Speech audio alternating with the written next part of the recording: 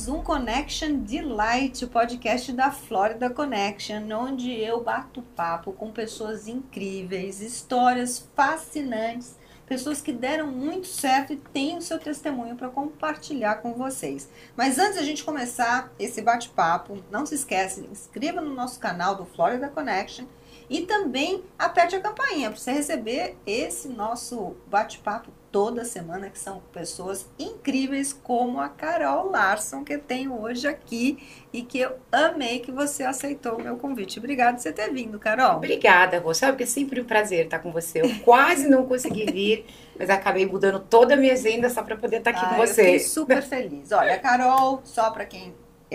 a gente vai bater papo, né? Mas para entender, eu conheço ela há muitos anos. Acho que desde uma das primeiras pessoas que eu conheci, quando eu vim pra cá, né, uns 20 anos. Uns 20 anos, e ela tem trabalhado em parceria com a Florida Connection, é uma contadora, tem uma empresa de contabilidade que é um sucesso, eu acho que é a maior que existe aqui.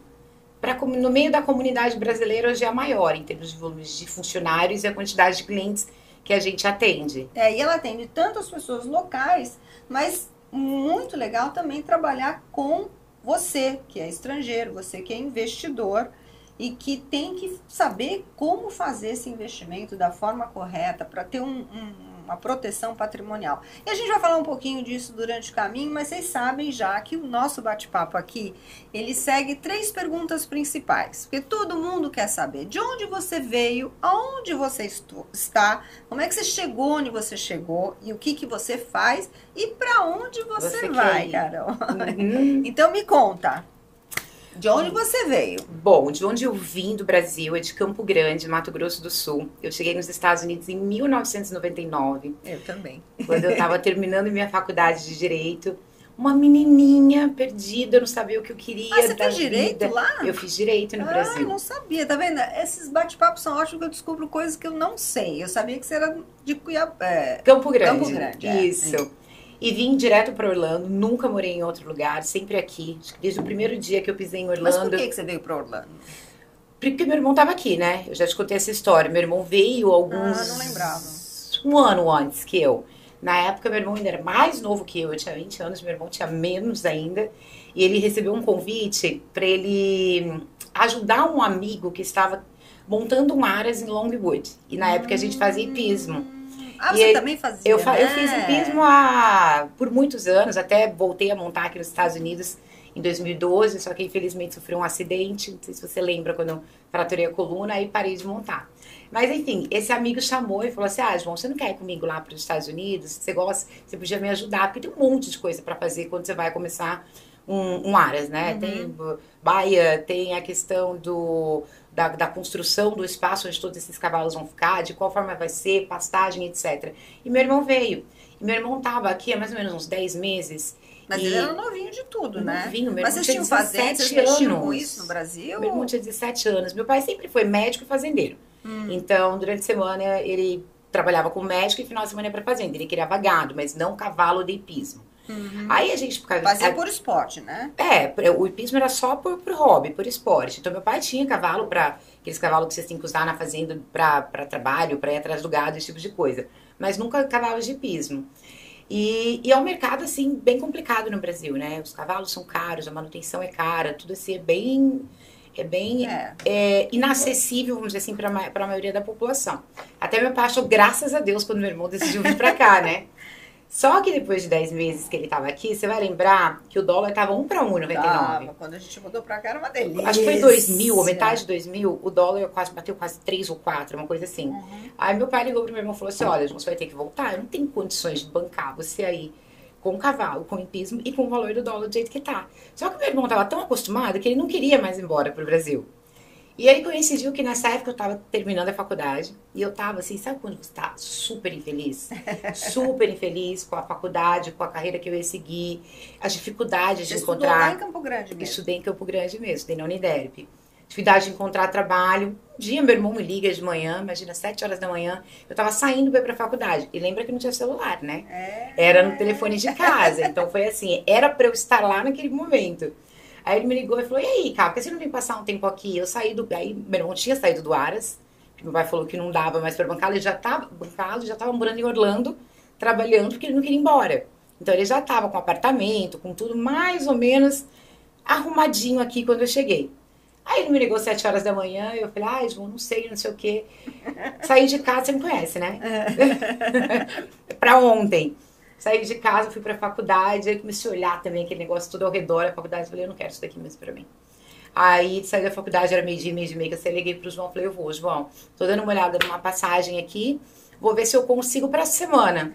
Quando eu fui entrar... Assim? Escuta a data que eu vim. Quando eu fui Essa entrar... é minha amiga Carol. Pra ver as passagens, tinha passagem, era acho que uma quarta-feira, e a passagem estava $500. Ou tinha passagem para os outros dias para frente, que o valor já era mais alto. Já que eu vou mesmo, eu vou hoje. Hoje foi de 7 horas da manhã a ligação, meu voo saiu 7h15 da noite de Campo Grande. Meu Deus do Sem, céu. assim, imagina, uma mala desse tamanho, né? Que eu mais gostava, eu coloquei dentro. Mas eu já saí com um sentimento de que eu não voltava. Então, acho que a hora que o avião decolou, assim, que eu olhei, eu falei, eu sei que eu nasci aqui, que a minha família tá aqui, mas algo me dizia que não era ali o meu futuro. Eu queria uma coisa diferente, eu sempre busquei uma coisa diferente. Eu tive a cabeça, assim, vendo o macro e não o micro. Porque quando você acaba vivendo no Brasil, você vive aquela vida da cidade. É a vidinha e eu da acompanhava gente. tudo que acontecia fora e eu falava, é isso que eu quero pra minha vida. Que Enfim, legal, né? vim uma mão na frente, outra atrás. Não lembrei de sacar dinheiro para vinho, de pedir para meus pais na época, porque imagina, naquela Teu época pai tava bem, né? meu pai não tinha tido ainda o AVC naquela época também. Aí eu sei que eu embarquei com Não, mas eu tô falando financeiramente, ele poderia te ajudar. Tava, não, ele poderia ajudar financeiramente, mas foi tão corrido, e meu pai também trabalhava muito, que não deu tempo. Ele chegou no aeroporto, eu tava embarcando. E minha mãe só chorava, o meu pai chegou, eu já tava quase embarcando, deu tempo de eu dar um beijo nele. Quando eu cheguei aqui em Orlando, que o avião pousou, que eu fui passar pela imigração, o oficial de imigração falou, você tá trazendo quanto? Você lembra que eles perguntavam isso? Lembro. Aí eu falei, eu tô trazendo um cartão de crédito, né? Foi a única hora que me deu o clique. Só que esse meu cartão de crédito era aquele cartão universitário, imagina. O limite do meu cartão era R$500, mas convertendo pro dólar na época, que já tava 3, não dava nada. Mas enfim, isso foi assim, a primeira falha da minha chegada. Aí eu fui morar com o John, que graças a ele, né, abriram-se várias portas, que imagina, chegar sozinha lá em 99, em Orlando, e buscar um lugar para morar, e morar com quem? Então, te buscar no aeroporto, meu irmão foi me buscar no aeroporto, de lá a gente foi pra casa dele, eles estavam morando ali perto do Hunters Creek, Deerfield, lá? É uma região que todas as ruas têm nome de cidade. Eu lembro que eu morava na Massachusetts Woods Lane. Eu não lembro o nome, mas é do lado, é Hunters Creek e depois esse bairro. E eu fui morar com ele um tempo, e logo quando eu cheguei, eu vim pra pensar, mas quem disse que eu consegui ficar parada? Então, você arrumou trabalho logo? Não, eu cheguei, Rô, no quarto dia. Você lembra que o jornal Brasileiros e Brasileiras, você ia no mercadinho brasileiro aqui do outro lado da rua pegar? Eu falei pra ele, onde que eu posso ver alguma coisa de vaga de trabalho, que eu possa, sei lá, fazer uma entrevista? Eu recebia fax com o resumo das coisas naquela época. Na minha casa. Era um jornalzinho que chegava por fax. Eu não lembro se eu recebia fax, mas eu lembro que naquela época a gente já tinha fax em casa. Já. Que era tudo por fax. Você ia passar invoice, era por fax.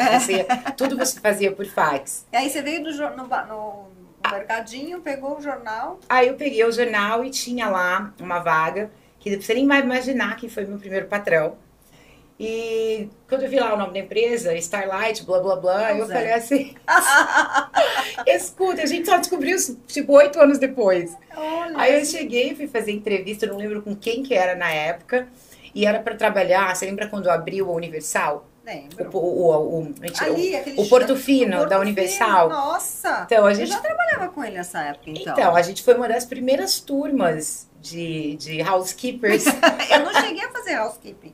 Eu já comecei no escritório. Então, acho que a gente conversou sobre isso uma época. Talvez era você que estava lá, não sei na época. Nossa, eu não lembro de você nesse momento. Engraçado isso, né? Então, eu também não lembro. Eu sei que várias pessoas trabalharam lá, que hoje eu encontro, falam, a gente trabalhou junto em tal lugar. Os filhos do Zé Rosa. E eu depois cheguei a descobrir que o Zé Rosa foi meu primeiro patrão. Então, cheguei, né, aquela mais recém-chegada que todas. Fui tentar entrar pela recepção do hotel, né? Aí eu cheguei lá, falei, o que você veio fazer? Eu vim uma entrevista de trabalho, não sei o que. Ah, não, então você tem que parar o carro ali no fundo, blá, blá, blá. Já achei meio estranho aquilo, né, de entrar pela laundry. Só que eu não sabia, Rô, que era housekeeper. Eu falo isso, as pessoas não acreditam. Eu sabia que era alguma coisa associada à casa. Hotel e casa. Mas eu não sabia que era para limpar o hotel. Aí, quando eu cheguei lá, sempre tem uma alma, né, boa, um anjo, assim, que cai do céu. Uma menina que, inclusive, ela é minha cliente hoje, a Rebeca. Aí alguém que era da equipe do Zé Rosa me perguntou, já fez housekeeper antes? Ah, já? Tem experiência? Tenho. Já tinha noção o que era aquilo. Aí a Rebeca, né, que era minha parceira, lembra que trabalhava de dupla? Falou, você sabe mesmo? Eu falei, não sei nada. Eu disse, pelo amor de Deus, não conta pra ninguém, eu preciso muito desse trabalho, não conta pra ninguém. E ela foi uma querida, ela falou, olha, nós vamos limpar 18 quartos, tá? 18 suítes, que era no Portofino. Então eu vou, tipo assim, a gente normalmente divide, uma pessoa fica com banheiro, a outra fica com quarto. Quando eu entrei, que eu vi o banheiro, eu falei, eu posso ficar com o quarto, eu quero tudo menos ficar com o banheiro. Me deu tanto nojo de ter que limpar o banheiro, e aqueles banheiros de resort, que é uma bagunça, uma sujeira. Mas foi, eu acho que quando você é mais jovem, você leva tudo na brincadeira, na esportiva. Né? E era legal o ambiente de trabalho lá, não sei se você lembra, tinha aquele refeitório. Era bonito que a gente demais, se encontrava, né? com todo mundo. Fiquei nesse hotel por quase 6 meses. Que era o que pagava melhor na época também. E aí, esse hotel criou uma regra lá que mudou, os funcionários não podiam ser pessoas que não fossem nativos, eles queriam um time só de americanos, enfim. Aí eu fui trabalhar num outro hotel, o qual, imagina, no Portofino eles pagavam naquela época $8 a hora, era o melhor salário que tinha. Eu saí de lá e fui trabalhar num Holiday Inn, lá perto de downtown, que era $1,25 por quarto. Você trabalhava a semana inteira, limpando 15, 20 quartos por dia. E no final da semana dava $250. Tipo, literalmente não dava pra viver. Você pagava uma semana, uma parte do aluguel. E era o salário principal naquela época, era por volta de $200, $250 por semana mesmo. Era. Aí as pessoas moravam um monte de gente junta, pra Aham. poder pagar o aluguel, pagar as contas. Nossa, eu lembro demais. Era época. tipo $200 ia pro aluguel, $100 pra prestação do carro, mais 50 pro seguro. E aqui ninguém vive sem carro, né? A primeira coisa que você tem que fazer quando chega aqui é comprar um carro. É comprar um carro. E o meu carro, meu primeiro carro ainda pegou fogo, né? No meio da fora. Jura? Aí meu irmão foi me socorrer. Eu tava indo pra trabalhar nesse hotel em downtown, né, fora. Era uma van. Acho que você me falou Essa disso. van pegou fogo no meio da fora. Meu Deus. Deu desesperada, desci e deixei o E carro além lá. de housekeeping, você fez alguma outra coisa antes de Aí eu chegar fiquei na sua história atual? Então, eu fiquei como housekeeper por aproximadamente 1 ano em hotel. Aí, nessa época, meu irmão já estava com a minha cunhada, um ano depois, e ela, junto com a irmã, abriram uma empresa de limpeza. Então, eu saí de hotel e fui fazer casa de vacation, o que pra mim era bem melhor, porque naquela época, como ganhava muito pouco, fazer casa de férias, você tinha aquele benefício que tinha que limpar tudo que estava na casa, tudo que tinha na geladeira você tinha que tirar, e ajudava muito, né? Ajudava você muito. pega o que tá na geladeira fechadinho, bebida, refrigerante, água, comida, às vezes, né? Exatamente. E levava pra casa, era tudo coisa fechada, congelada, então comida era uma coisa que eu não comprava mais. Fiquei mais um ano, eu acho, limpando casa de férias. Cara, como é que você pode imaginar, né? Uma estudante de direito. Né, com o pai médico, Meu pai chega em Orlando e vai ser housekeeping. Meu pai queria morrer. Ele falava, ele ligava e falava assim, eu não queria 2 filhos. A minha filha fez direito, foi para os Estados Unidos ser faxineiro, e meu filho foi ser pedreiro, porque naquela época o meu irmão saiu do ar. E você sabe que o trabalho que era com construção e para mulher era com limpeza. E eu sempre achei um trabalho muito digno, eu sempre digo, pessoal, o meu conceito de vida, de ser humano, de respeito ao próximo mudou completamente. Assim, da água pro vinho. Porque você não imagina que é um trabalho tão respeitado. Eu era tão bem tratada quando eu batia nos quartos e falava que eu ia limpar. E eu fazia a comparação. Gente, no Brasil, tratam tão mal as pessoas que prestam esse tipo de serviço. Verdade. Um preconceito, assim, na minha cabeça, nada a ver. Mas, assim, eu acho que a melhor parte da minha experiência nos Estados Unidos foi essa mudança, foi esse clique, sabe? Eu acho que de pra mudar todo mundo, os eu vejo valores. Assim, eu cheguei numa condição melhor que a maioria das pessoas, porque eu tinha um lugar para morar, tinha a casa dos meus pais aqui, Com certeza. Já era americana, já tinha nascido aqui, um monte de coisa. Mas eu vi que minhas filhas foram estudar em escola pública e entraram no esquema de, sabe, de americano. e foram trabalhar de garçonetes e é uma coisa, né, que você tem que ser humilde e começar onde tem que começar. Você porque... vê os filhos dessas pessoas que hoje moram aqui, gente famosa no Brasil, a ator, atriz, cantores, que os filhos têm uma vida normal, os filhos trabalham em restaurante, como atendentes, garçonetes, como delivery, e é normal aqui pra gente, é normal. E é respeitado e assim, e é me uma sustentou, coisa bacana, e me sustentou pelo tempo que eu precisei até eu chegar a um nível diferente. E aí você resolveu ser contadora da onde? Não, eu não decidi ser contadora. E o que aconteceu, nessa época, eu estava muito cansada. Você falava inglês já, quando você chegou? Eu achava que eu falava. A gente eu lembro quando eu cheguei no Porto Fino a primeira vez e a supervisora veio falar comigo, eu falei, não é possível que essa mulher falou inglês. Eu falei, eu estudo inglês 8 anos no Brasil. Eu não entendia nada do que a mulher falava. Porque você estuda inglês no Brasil com quem tem sotaque de brasileiro, então a pronúncia você não escuta da mesma forma. Mas assim, eu aprendi muito rápido, porque como eu tinha estudado, eu sabia ler e às vezes eu não entendia a pronúncia, foi muito rápido. Em um ano assim eu tava me virando. Legal. E aí aconteceu que um dia eu tava na casa do meu irmão e naquela época novamente não tinha telefone, era um celular, era um telefone de casa, e eu fui atender e era uma ligação para uma pessoa que morava na casa de um escritório de contabilidade que estava buscando por uma secretária. Isso eu estava em casa e eu atendi. Então, quando ela chegou, eu falei, olha, fulana, ligaram de tal lugar e querem saber se você quer uma entrevista de secretária. Aí, quanto paga? Eu falei, bom, eles falaram que agora estão pagando $250 a semana. Ela estava em fase de se casar, então não dava. E ela já morava aqui há mais tempo, ela já tinha uma vida um pouco mais cara, diferente da minha, que era recém-chegada e vivia com um monte de gente na casa, que vivia-se com $1.000 por mês, mas no caso dela não dava. Ela falou, não vou. Eu falei, você se importa se eu for? Aí ela falou, não, mas você vai chegar lá e vai falar o quê? Eu vou falar que era pra você, mas que eu tô indo pra fazer entrevista. Aí quando cheguei lá, você vai lembrar. Você lembra da Cris? Da Account Bookkeeping? Sim, claro, a Cris. A Cris, era a Cris e o Tony, da Florida University, Christian University. Então, a universidade a Cris era... acabou indo embora pro Brasil, A Cris foi. Aí foi aí onde a minha vida começou a mudar aqui nos Estados Unidos. Aí a Cris foi, assim, uma pessoa que eu admiro demais, tenho muito respeito por ela. Ela... Foi uma das primeiras pessoas que eu conversei aqui também nessa área de contabilidade. Eu lembro dela. De cara, ela já foi, assim, um amor comigo, né? Eu fui pra entrevista, eu falei pra ela que não sabia nada de contabilidade, mas que eu aprendia tudo muito rápido. E se eu falava inglês, eu falava mais ou menos, né? Não dava pra atender uma ligação e falar do início ao fim. E eu falei que falava, porque ela tava passando muito tempo fora do escritório. Ela tinha acabado de descobrir que estava grávida. Ela já tinha, acho que a idade que eu tenho hoje, nessa época. E aí eu sei que a Cris me contratou, me ensinou o que ela pôde no tempo que ela estava lá.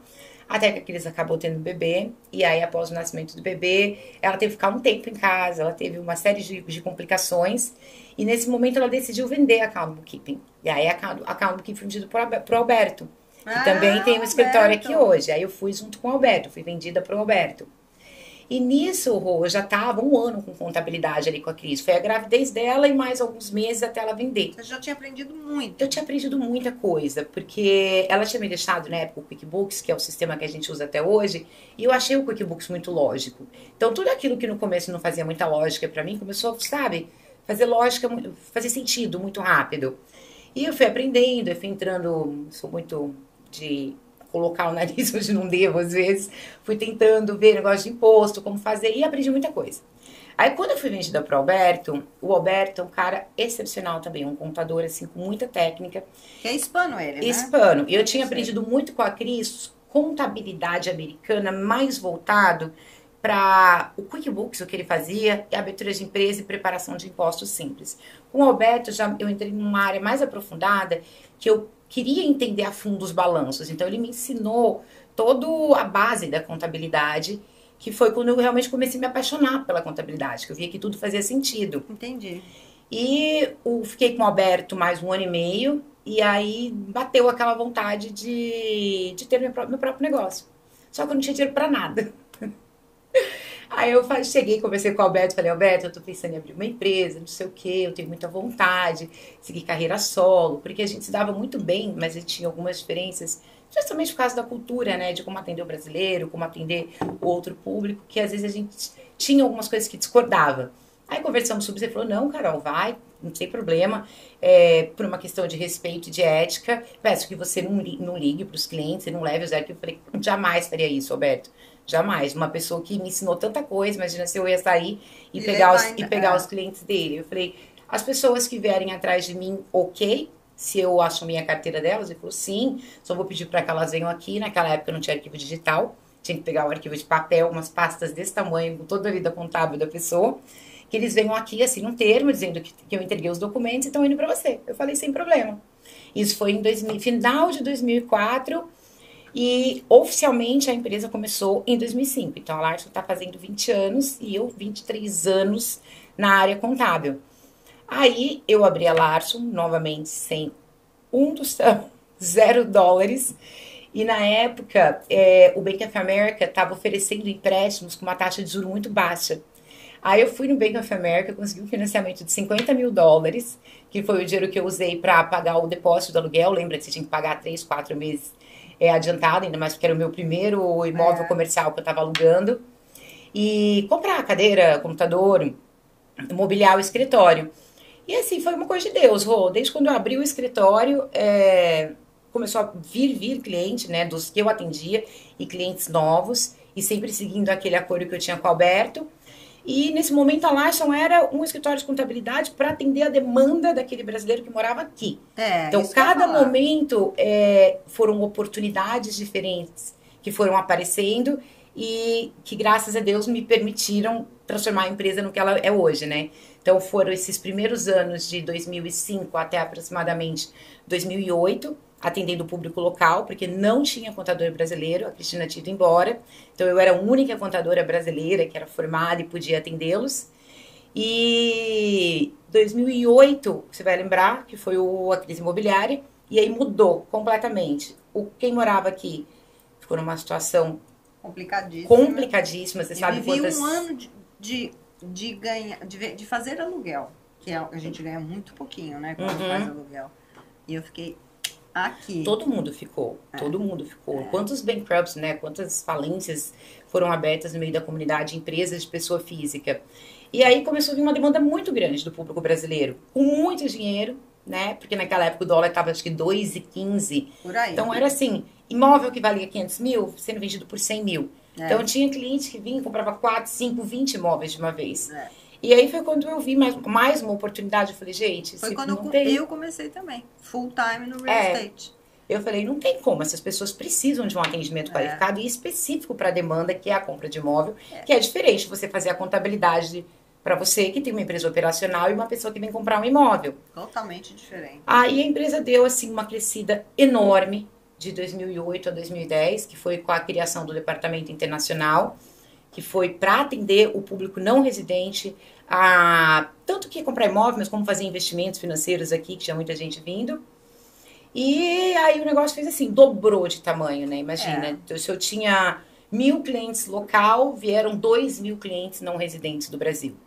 Mas uma coisa que eu quero chamar uma atenção aqui, assim, tem muito curioso, tá? Tem muita gente que resolve fazer contabilidade e acha que sabe o que está fazendo. E uma das coisas que eu admiro na Carol é que realmente ela aprendeu a fazer esta contabilidade, eu tô falando para você prestar bem atenção, a contabilidade específica para o estrangeiro. E isso para você foi também um aprendizado, né? Como é que você conseguiu ficar tão expert nesse assunto?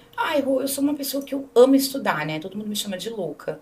Eu adoro, ainda mais quando são assuntos que eu tenho interesse. E eu sou louca por contabilidade, né? Porque para você viver você viver uma carreira contábil, você tem que ter muito amor, porque é uma profissão que exige muitas horas de trabalho, muita dedicação, muito estudo e muito tempo. Então, quer dizer, eu tive que abrir mão de uma série de coisas na minha vida pessoal para poder seguir a carreira como eu gostaria de desenvolver, porque eu não gosto de fazer nada mais ou menos. Ou eu faço bem feito ou eu não faço.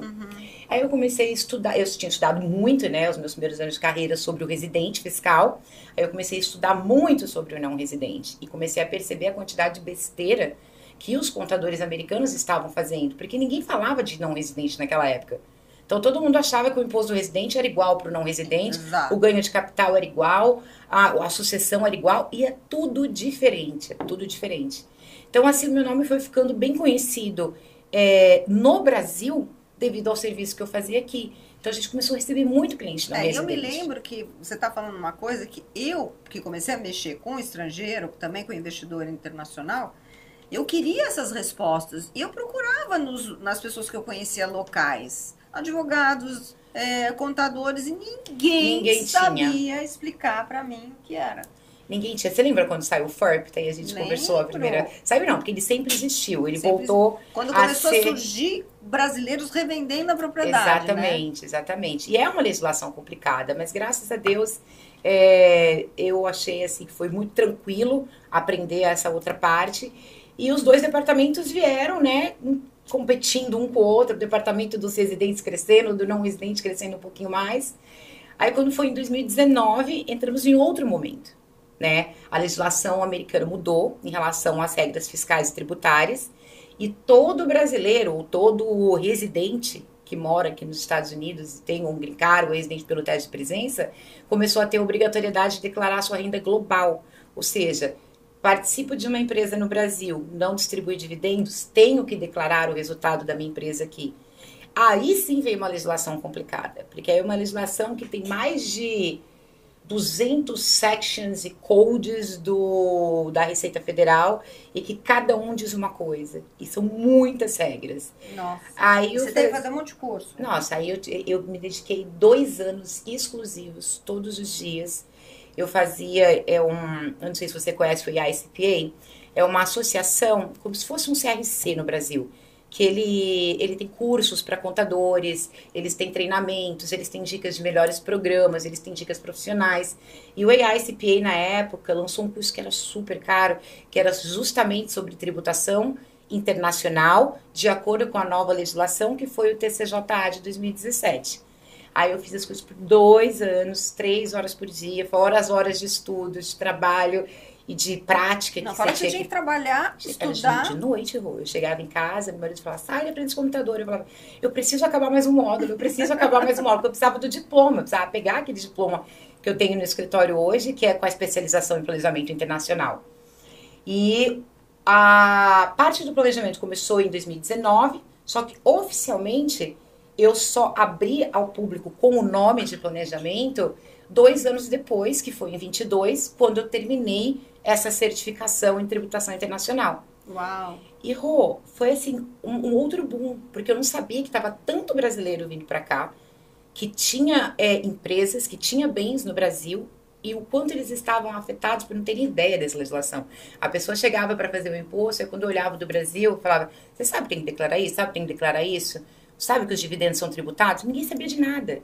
Então, foi um novo mundo que nasceu. Você acha que muita gente desistiu?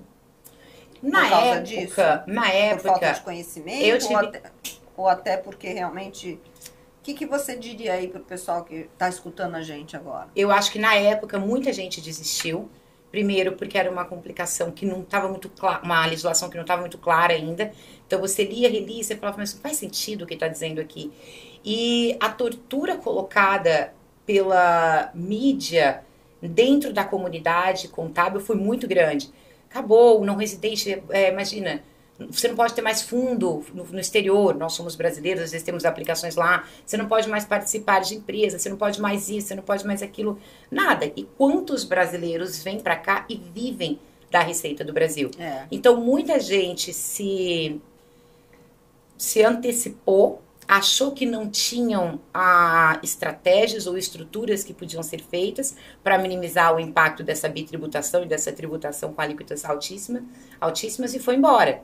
Só com o passar do tempo, aqueles que foram um pouco mais pacientes ficaram. Eu falei, olha, a gente está num processo, a gente está num processo de chegar com respostas e com soluções que realmente você vai perceber a diferença. Se ainda tem tempo, no final do ano dá para chegar, vamos esperar. E foi o que aconteceu, pouco a pouco. É óbvio, no começo todo mundo, quando você vai explicar uma legislação nova e complicada, ficou meio com receio, mas será que é isso mesmo? Será que é isso mesmo? E com o passar agora dos anos, tanto se fala sobre essa tributação, né? que é o GILT, que é o Support Half Income, que é a tributação global, que hoje as pessoas elas estão bem espertas. Então, hoje eu já começo a fazer o planejamento quando a pessoa ainda está no Brasil, quando ela ainda está no processo de aplicar o visto, porque a gente tem tempo de fazer um planejamento bem eficiente mesmo, fazer tudo com calma. Então tem solução. Isso tem mais... Para tudo tem uma solução. Às vezes pode não ter uma forma de evitar completamente o pagamento de impostos aqui devido à sua receita do exterior. Mas em 99% dos casos tem uma solução. Qual que você acha a maior diferença entre a contabilidade do Brasil e a daqui? Tudo. Tudo. Primeiro que no Brasil, eles tributam a receita bruta. Então, aí você vê que aqui a gente toma tanto cuidado em saber as despesas por categoria, que aqui é tudo lucro real. No Brasil tem lucro real, mas uma minoria das empresas usa. A maioria das empresas ela está no simples ou no presumido, o que facilita bastante o processo contábil e a vida do contador. É tudo meio automatizado, emitir uma nota, essa nota já vai para o sistema, já faz o cálculo do imposto, diferente daqui que é tudo meio manual ainda, né? Então aqui é bem ultrapassado se você for comparar com a receita do Brasil, que tem tanta tecnologia. Justo, não é? Muito mais justo, muito mais justo. Só acho que é mais trabalhoso para o profissional, porque temos que ir atrás de muita informação. No Brasil, você entra lá no gov.br, eu coloco o seu CPF, sua senha, eu tenho todos os seus informes de rendimento. Eu tenho uma declaração pré-preenchida. Aqui não existe isso. Imagina, você sozinha ia conseguir fazer a sua declaração? No Brasil, você consegue fazer a sua declaração. Então, eu acho que o ponto maior é a forma de tributação americana e a falta de tecnologia ainda. Que ninguém acredita que a gente está nos Estados Unidos e os Estados Unidos pode ser tão ultrapassado nessa parte de tecnologia como o banco. Já era ultrapassado nessa parte de banco, que acho que hoje já melhorou muito, né? Porque tem gente que a gente acha que não tem o Pix, a gente tem o Zelle, que é igual. É a mesma coisa. O Zelle ajudou bastante. Nossa. Porque antigamente a gente fazia cheque e mandava pelo correio. Nossa. Ainda, né? Ainda. Tem cliente que me manda cheque ainda pelo correio. Manda, né? E a gente recebe aluguel aqui também, muitas vezes pelo cheque ou aquele money order. Money order, que vai num supermercado, um negócio. E você coloca o dinheiro e pega um cheque. Quase um visado, né? No Brasil seria isso. Mas deixa eu te aproveitar que a gente tem um público muito de gente do Brasil que escuta. Tem os daqui, mas do Brasil. O que tem acontecido é tudo uma questão de momento e de onda. Então, teve, como ela falou, uma época era atendimento dos locais, depois dos estrangeiros, aí tem essas legislações. Hoje, nós temos algumas situações que são, primeiro, a revenda de um imóvel. Aí você falou do 1031, né? Que é a retenção temporária para poder fazer o cálculo do ganho imobiliário e ver quanto realmente a pessoa... Aliás, eu estou com um caso agora com um cliente falando com você, do FIRPTA. Não, eu queria falar do 1031 também. Porque o 1031, ele evita o FIRPTA. Ele evita o FIRPTA se você vem... Então, precisa só ser tem um muita gente fazendo, tem muita gente fazendo errado, sabe por quê? O 1031, você deve saber da regra. O que é o 1031? É um processo que existe no Brasil também, o qual você... postergar o pagamento do imposto. Então, se eu vender um imóvel hoje, eu tenho $200 mil de ganho de capital... eu usar o dinheiro integral da venda para a compra de outro imóvel, que eu tenha encontrado esse imóvel dentro de 45 dias, ou seja, assinado aquele contrato com você de que eu estou com interesse com o imóvel dentro de 45 dias, e tenho que fazer o fechamento, ou seja, passar a escritura em 6 meses. Em 6 meses. Então, esse processo, se feito por uma title company, que ela tem que ser qualificada, não posso chegar em qualquer title company e falar, eu estou fazendo um 1031. É um processo, o 1031. É todo documentado. Então, para vocês que sabem, que querem vender os seus imóveis e não levar o dinheiro embora para o Brasil, mas continuar o investimento e postergar o imposto, você faz esse trabalho? Por onde eu procuro primeiro? Primeiro uma title company? Primeiro, acho que a recomendação de um contador, se é válido ou não, é super importante. Porque existe um ponto que eu sempre menciono para o cliente quando ele fala que quer fazer um 1031. Hoje, nós sabemos que a alíquota de ganho de capital, ela é 0,15 ou 20, podendo chegar a 23,8 devido a um imposto adicional que tem após um certo montante de ganho de capital. 0,15, 20 ou 23? 0,15, 20 máximo 23,8. Existem propostas, você deve estar acompanhando, que agora em 2025 nós vamos ter mais uma nova mudança na nossa legislação fiscal e tributária, como se fosse uma reforma tributária igual a que ocorreu em 2017, que, dependendo de quem for eleito, isso realmente vai acontecer, né? De aumentar todos esses impostos. E existe uma proposta, não é nada ainda assinado, claro, que eles querem que o imposto de ganho de capital vá para 40%. Então, o meu medo, às vezes, do 1031 é deixar de pagar uma alíquota que seria 0 ou 15 ou 20, vamos dizer, e lá na frente, quando for vender esse segundo imóvel que foi trocado, você está com uma alíquota de 41. Esse é meu único receio e eu gosto de deixar sempre claro. Para estrangeiro. Para qualquer um, para residente e para não residente. Tá? Essa alíquota de ganho de capital seria para nós ou para quem não mora aqui também. Mas uma pergunta antes da gente avançar nessa explicação. Tem que trocar por um imóvel ou pode trocar por dois que somem mais do que o... 2, 3, por quantos você quiser. A regra ela é, você tem que trocar um imóvel, por exemplo, um real estate, você tem que trocar ele por um real estate. Você não pode trocar dentro do 1031 uma ação de uma empresa por um imóvel, entendeu? Então tem que ser propriedades, por isso chama-se like kind exchange, elas têm que ser parecidas, elas têm que ser semelhantes. Na mesma linha, né? E o mais importante, Rô, que era o que a gente estava falando, não adianta só falar que vai fazer isso. Para o 1031 ser qualificado, você realmente não pagar o imposto e não estar sujeito ao FORPTA, que é a retenção de 15% quando o não residente vende o imóvel, tem que ser feito dentro da Title Company. De qual forma? Esse primeiro imóvel que foi vendido, o dinheiro não pode encostar na mão do vendedor. Ele tem que ficar guardado na Title Company por 6 meses, até fazer o fechamento do outro. Aí a Title Company, lá na frente, ela tem a responsabilidade de validar esse processo e ela paga o outro imóvel e aí tudo segue normal. Né? Ou imóveis, ou um imóvel, dois imóveis. E tem que ser do mesmo valor ou acima? Acima. Se for abaixo, vai sobrar um ganho de capital que tem que ser pago agora. Então, tem que levar em consideração se tinha mortgage, se não tinha mortgage. A conta do 1031 ela é bem complicada. Não é todo mundo que consegue acertá-la. Então, mas é uma solução para o não residente. Eu acho que vale a pena sempre mencionar isso. Porque aqueles que não estão na estrutura correta vão estar sujeitos ao FORPTA. E aquilo ali é uma tortura. Meses, anos, às vezes, para receber o dinheiro de volta. Você sabe disso. E a pessoa fica desesperada, fala, como que pode demorar tanto? Porque o nosso sistema que não é demorava modernizado. Antes, agora começou a demorar, No começo era 90 dias. COVID, era 90 dias. Nossa, Mas então ela não consegue acertar no próximo ano, no imposto de renda do próximo ano dela, necessariamente? Era para conseguir. O que acontece? O processo de FORPTA, ele vai um formulário que no dia do fechamento eu mando para a Title Company, que é o 8288A. Esse formulário vem dizendo que X% vai ficar retido. Já viu no HUD, né? Como vem. Aí a Title Company que envia esse pagamento para a Receita e os formulários. Às vezes, e durante a pandemia, esses formulários 8288 precisavam ser carimbados. Vem um stamp dizendo que o IRS recebeu e processou, manda de volta para mim ou para o cliente. Certificado? O certificado é diferente. O certificado ele é semelhante, mas você não precisa reter o dinheiro. O dinheiro fica direto na Title Company. Então, é muito mais fácil de receber de volta. Com o certificado, você demonstra através de um cálculo matemático que a pessoa não teve ganho de capital ou que teve um ganho de capital, o qual o imposto é menor que os 15%. Aí o dinheiro fica na Title Company até o IRS emitir o certificado. Assim que o certificado ele é emitido, vai para a Title Company. A Title Company não tem mais a obrigação de hold, né, de ficar com todo aquele dinheiro. Aí devolve uma parte direto para o cliente, o outro vai para a Receita. Então, ele fica com o retido somente aquilo que é imposto. E vai zerar no imposto do ano seguinte. Eu estou com um cliente agora que vocês estão me ajudando, que ele, por exemplo, ele comprou um imóvel que literalmente depois da pandemia tudo multiplicou 3 vezes o valor do imóvel. Então, ele tem um lucro imobiliário bem grandes antes de fazer os cálculos que eles contadores fazem, que é depreciação tal, e ainda aumenta a sua o funcionária resultado.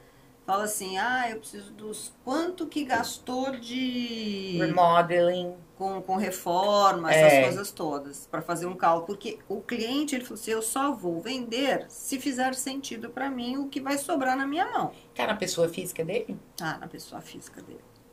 Então, não adiantou, porque ele pode planejar a venda, né? Porque não é legal você transferir o imóvel para uma empresa e logo em seguida vender, porque o IRS pode entender que você fez isso justamente para não sofrer a retenção. Mas também não tem nada na legislação que diga que não se pode fazer isso. Mas se ele não tem pressa para vender, como não vale a pena nesse cenário para ele, transferir para uma empresa e esperar o momento certo de fazer a venda. O grande problema é que, às vezes, o investidor que compra casa de férias e aluga, ele não sabe que na hora da venda ele tem que trazer de volta a depreciação. Não, mas não é casa de férias. Esse daí é uma casa que só ele usou, nunca alugou. Então pelo menos, ele não tem a depreciação. Então, esse é um caso menos difícil de ser resolvido. Dura quando é alugado muitos anos, o imóvel dobrou, aí a depreciação ela deixa o custo de aquisição do imóvel com valor bem mais baixo e o ganho de capital duplica ou triplica. Entendi. Então esse é o problema dele, seria mais o FORPTA que ficaria retido na fonte, poderia demorar alguns dias, alguns meses, né? Certificado. Aí entra com o certificado, porque provavelmente o ganho de capital dele talvez não chegue a ser 15% do valor bruto. É impossível chegar a 15%, é uma alíquota muito alta aí ter 15% do bruto. Eu acho que depende, a partir de quanto? Porque se ele comprou por 1 milhão e vale 3, ele tem 2 milhões de ganho de capital. 2 milhões de ganho de capital não seria 15% dos 3 milhões, porque o FORPTA ele é 15% do valor total da venda, né? Uhum. Então o certificado sempre vai diminuir o valor da retenção. Com certeza. E aí? Chega de muita conta difícil, né, gente? A gente tá aqui falando técnicas já, vamos falar de coisas legais. Então, a gente já sabe que você veio lá de Mato Grosso. É Mato Grosso ou Mato Grosso Mato Grosso do Sul. Do Sul. Fez de tudo, limpeza, blá, blá, blá. Abriu essa empresa que hoje, gente, é um império, tá? É muito grande a sua empresa. Você emprega quantas pessoas? Realmente. Nós temos quase 100 colaboradores, entre pessoas que trabalham diretamente e aqueles que trabalham indireto, que são parceiros ou que trabalham à distância. E hoje a gente tem registrado de clientes ativos, uma carteira de registrados, mas não todos ativos, que tem clientes que só precisa de 1, 2 serviços por ano, então não são clientes que todos os anos a gente vê. Você não considera isso ativo? Porque tem cliente que depois vende o imóvel e vai embora, entendeu? Então aí depois de 1, 2 anos aparece uma outra situação. Registrado, a gente tem mais que 12 mil clientes registrados. Ativos em torno de 7.500. É um volume muito grande. Né? Você é uma. Com muito orgulho. Que legal, que legal. E pra onde a Carol vai daqui pra frente? Conta pra gente. Só Deus sabe isso, né, Rô? Mas eu sei que daqui a pouco, como sempre aconteceu nos últimos 20 anos, vai aparecer uma nova situação, vai aparecer uma outra oportunidade. Eu acho que isso é assim também, né? Eu não aguento ficar fazendo muito tempo a mesma coisa. Eu gosto de estar sempre um step acima. Então, não sei, uma outra especialização, alguma outra coisa. Hoje o mercado tem muito... Você atende o público americano ou não? Eu atendo bastante americano hoje, como eu estou fazendo essa parte de planejamento. Muito americano para a parte de planejamento fiscal. Planejamento fiscal é aquele que você cria estratégias, como a gente fez com você, para reduzir a sua base de cálculo e pagar menos impostos de uma forma segura e de acordo com as regras da Receita, com aqueles planos de contribuição ou com a mudança da forma de tributação da empresa. Então, existe uma série de estratégias que podem ser implementadas. Mas ainda o maior público do departamento de planejamento ainda é o imigrante que está vindo para cá e hoje no Brasil eles têm informação da tributação americana e já querem se preparar. Porque tem gente que nem aplica, fala, não gostei, não posso mudar a minha estrutura societária no Brasil, não dá para eu fazer isso, então nem quero mais ir. Uma coisa importante que eu queria aproveitar esse bate-papo para falar assim, qual é o processo? A pessoa tem uma condição financeira boa, grande, quer saber como é que seria ela vir morar aqui, esse planejamento. Por onde começa? Entra em contato com quem? Quem que faz a primeira avaliação? Que tipo de documentação ele vai ter que abrir? É uma conversa? Como é que funciona? É uma entrevista que a gente faz com o cliente. Eu tenho uma pessoa na minha equipe que hoje está comigo me ajudando bastante, que ele trabalha... ele é advogado no Brasil, né? Ainda não validou aqui, mas tem muita experiência com reorganização societária, planejamento tributário no Brasil. Isso é muito importante, ter gente que saiba dos dois lados, né? Porque não adianta eu saber tudo daqui e do Brasil eu não ter como passar informação para o cliente. Então, ele faz essa triagem, o primeiro atendimento com o cliente, para entender, me manda teu imposto de renda. A gente começa pelo imposto de renda, a gente vê se a pessoa tem prolabore, se ela tem dividendos. Opa, tem dividendos, já abre o olho, porque dividendos no Brasil não é tributado. E aqui é. Ou seja, você não tem nada de imposto pago lá para compensar aqui. Então, é o que mais chama atenção. Aí a gente busca por fundos, porque fundos também, quando não são nos Estados Unidos, eles têm uma tributação o qual eles penalizam o contribuinte. Então, você chega numa tributação de 37% direto, independente do valor da receita. Então, a gente vê todos os red flags que tem ali, que aqui nos Estados Unidos pode gerar um imposto muito grande para ele. E aí, depois dessa triagem, fala, bom, agora vamos marcar uma consultoria com a Carol. Quando a consultoria chega comigo, eu já tenho todos os números do Brasil, de pessoa física, de todas as empresas que ele participa, todas as carteiras de investimento. Aí eu explico novamente toda a parte técnica, como será tributado e o porquê. Por que eu preciso mudar a sua estrutura societária no Brasil? Ou seja, tirar você de sócio e colocar uma holding americana, por causa disso, disso e disso, de acordo com a lei tal, tal e tal. E a gente segue desta forma. Agora, tem clientes que passam pela triagem e que estão apavorados e, na verdade, nem vão ter consequências de bitributação. Porque eles já são assalariados, por exemplo, no Brasil, tem muita gente que recebe pro labore ainda das suas empresas e não tira dividendos. Então, já tem o IRPF pago, já tem a contribuição social. Então, isso se compensa de um lado para o outro. Não fica então tem soluções. Procure a pessoa certa que a gente resolve o problema, né? Exatamente, exatamente. O que você acha que foi a sua maior lição durante esses 20 anos, 20 e tantos anos nos Estados Unidos, e qual o maior desafio? Assim, A minha maior lição, eu acho que começou com o dia número 1 aqui, né? Quando eu pisei aqui, sem ter ideia de para onde eu estava vindo e onde eu queria chegar. E com esses trabalhos, né? Com esses trabalhos todos que eu passei, eu acho que se eu não tivesse tido essa experiência, eu talvez não seria a profissional que eu sou hoje, porque, como eu te falei, mudou minha cabeça, assim, 360. Não foi nem uma voltinha, mudou completamente. Então, eu aprendi muita coisa com os Estados Unidos, eu aprendi muita coisa com os americanos, apesar que muita gente reclama dos americanos, mas eu acho que tem algumas coisas da cultura deles que a gente precisa dar valor, porque existe, às vezes, um respeito muito maior do que dentro da comunidade brasileira. Não estou dizendo de forma alguma, gente, por favor, que o brasileiro ele é mal educado ou coisa assim, mas existe, por exemplo, seu vizinho, né? seu vizinho, ele respeita a sua privacidade, não tem aquela coisa de você ver o vizinho olhando para a casa do outro ou tentando puxar um assunto para saber de uma coisa que não é do interesse dele.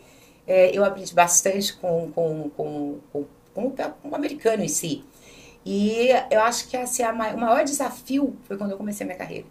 Porque você imagina, hoje ainda tem um pouquinho de preconceito quando se fala de mulher dona de empresa, ou mulher que faz isso, faz aquilo. Naquela época, eu era uma menina. Quando eu abri a Larson, eu tinha 24 anos. Então, às vezes eu chegava na Receita para representar um cliente, e normalmente naquela época eram pastores homens. Quem é você? Mas você que vai representar o cliente? Me tratava com muito desprezo, com muito desprezo.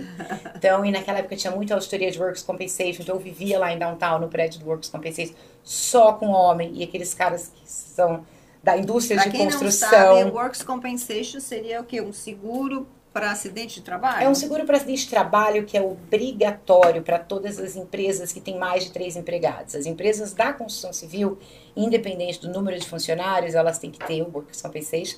E as empresas que não são da construção, tipo a nossa, se você tem mais de 3 funcionários, você também tem que oferecer uma pólice. E essas auditorias, elas aconteciam porque o fiscal chegava na obra e pegava todos os brasileiros trabalhando, sem seguro, sem licença. Aí ela ia eu lá para o Workers' Compensation representar.